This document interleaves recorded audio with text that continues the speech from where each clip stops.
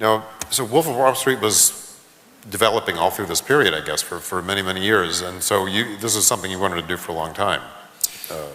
Yeah, I mean, obviously. I think, right, as you mentioned before, right about around the same time we had gotten the opportunity to do Wolf, but I feel like, you know, Marty really wanted to make this an American epic, and simultaneously if we're going to do a film that is putting this, you know, very dark part of our culture up on screen, a very comedic one at the same time, but a very sort of, you know, these characters that are essentially incredibly narcissistic and you know, are just have no moral compass. You know, we wanted to push the envelope with it. We wanted to be able to, you know, portray their lives in an authentic way. And I think he got a little resistance from the studio initially, and he kind of backed off saying, look, if we're going to do this film, we got to do it the way it should be done. And we kind of agreed, and the whole thing kind of went on ice right around, and we ended up doing Shutter Island, and went on ice for a while. At which point, you know, I had a couple opportunities to do it with other directors, and it was kind of got down the road with them, and right when it came down to commit, I just said I couldn't do it. I really had to have him do it. I really had to, because, you know, we knew we weren't taking on precious American literature here. We knew we weren't taking on The Great Gatsby, for example. We were trying to put this culture up on screen, and there's nobody that I knew that through that would give the actors enough time through their characterization of these people ultimately tell the story. And that's what Wolf of Wall Street needed. It needed somebody that took the time to allow the actors to breathe, to experiment, to improvise, and come up with these moments that are the fabric of the story. There was a lot of concern from the studio and the studio system, so to speak, for each word, the sexuality of it, the lack of the violence, all of this, the racism, all this sort of thing. And I just didn't know if I could do it again, if I would have the energy to just go through it again.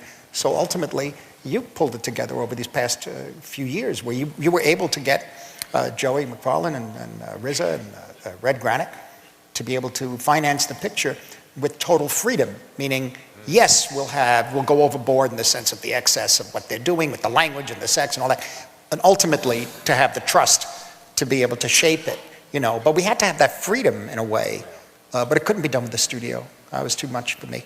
And you mentioned energy. I mean, I gotta say, most directors who've been making films for 40 years, 45 years, something like that, maybe their films get a little slower, get a little more stately as they get older. This has more damn energy, or at least as much, probably more energy than any film you've ever made, which is saying a hell of a lot. It does, yeah. I mean, you must have the same energy that you have to make a film like this. How do you get that was one of the reasons I didn't want to do it, because I know when I get on the set, it's him and Jonah and every Margot and everything, they're looking at me in the morning, and I'm terrible in the morning, and I can't, it's hard to get through the day, but they would give me this extraordinary excitement, and we just go, and we had an 87-day schedule, and we shot in 87 days. But know that I knew I had to be there. But not only that, it's after he finished, I had to live with it, with Thelma and myself, for another 10 months, 11 months. Right. And then, you have to, and that's when you really kick in the editing room. That's when I kept telling Thelma, ferocious, goddammit, ferocious. Let's kick its ass, let's go. Throw it in, bang, cut right in the middle of it. Well, it doesn't match, it doesn't matter. They don't care. I mean, the characters don't care. What are they going to have continuity in their brains at that point with that many drugs? Why should we deal with that? Marty make you do some of those 5-minute speeches 30 times? I mean, how do you do a scene like that more than 2 or 3 times? That was the speeches to your employees. That was a very interesting. I've been thinking about these speeches for really like 6 years, because to me they were like, you know, Braveheart speeches, but they're war cries for greed and debauchery, and you know, persuading his coworkers to go screw as many people over as possible. So there were these twisted, you know, war cries, and I'd been thinking very meticulously about how to do them. I'd planned out each line. We had a rewriting process. We kind of limited it down, and I honed it in. But it was something about being on that stage, and even though I knew that every single person there was sort of paid to applaud and cheer me, you felt like you were, you know, Bono. You felt like you were a bona fide rock star that was there to, and it just, that was a very compelling, interesting moment, and I felt closer to what he must have felt like, somebody that had, crossed that line of being honest with himself as far as what he was doing about breaking the law and slowly crossing line more and more, and then persuading a gigantic group of people, and in a sense creating a cult for himself, and having to uphold that cult with a sort of surge of energy of lies, and I felt very close to Jordan at that moment, how he must have gotten lost completely with the audience there. The incredible scene, Leo, where you're trying to find your car and making your way to your car. Oh. I mean, It's his. Buster Keaton. well, I'd like to know, because everyone's grabbing. Who was that? Was that Jerry Lewis, Jacques Tati? Buster Keaton. First of all, what might have been examples for that? Because it's just one of the most brilliant pieces of slapstick and comic acting I've seen.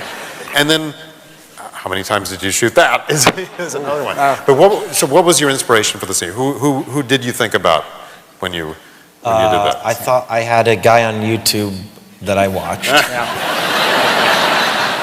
It was entitled "The Drunkest Man in the World," but it was not just the fact that he was, sort of elasticated and trying to get. It was his motivation which really intrigued me, because there was nothing. He had one singular goal, and that was to get a beer out of the 7-Eleven, and it took him a half an hour, and he was writhing around the floor. Just trying, and the guys watching him, and people are scratching their heads saying, "What are you doing?" And he just wouldn't stop reaching for something that was a life-sustaining force for him. And I remember Jordan describing to me when I was talking with him about what it was like being on Quaaludes, because I've never done it. And he said, "Look, you think that you're operating the same, but the mechanics of what your brain thinks and what your body actually physically manifests are two entirely different things. So you think you're a normal, logical human being that's got, that is, walking forward, but you're doing something entirely different." And I remembered this YouTube thing, so I sort of watched that obsessively. And then it became kind of like a 2001 Space Odyssey thing. I was this primordial beast crawling towards this futuristic space machine. But the way Marty holds it, it's just this wide shot, and he just waits for me to crawl there. It took forever, though. It took like 10 minutes for me to writhe over to that. Yeah, we trimmed the head of the shot, I remember. And then, of course, we didn't realize that the car door went up this way. The car door opened up. It didn't go this way, so I had to figure out how to get my... Should I try with my foot? And that's when he reminded me of Jerry Lewis. Yeah. Jerry doing that thing with his body, because he's very long. And then when he got in the car to answer, then I had to cue the phone to ring in the car, just at the right moment when he finally got the door open and he relaxed. And suddenly, ring, and he goes, "Oh," and he gets up. And he crawls into the car, and what we didn't plan on, but was perfect, was that his feet were outside the car, outside the door. And so the car looked like a face, and the 2 feet were the conversation that he was having on the phone with his wife. "Where are you?" And so all of that just held a shot. We did only a couple of takes, and I said, "That's it. There was no coverage." But that was the shot. He had shot listed that entire sequence to a T. I mean, this was one of your favorite sequences in the entire film. So the whole rig where I sort of fall down, I smash my head.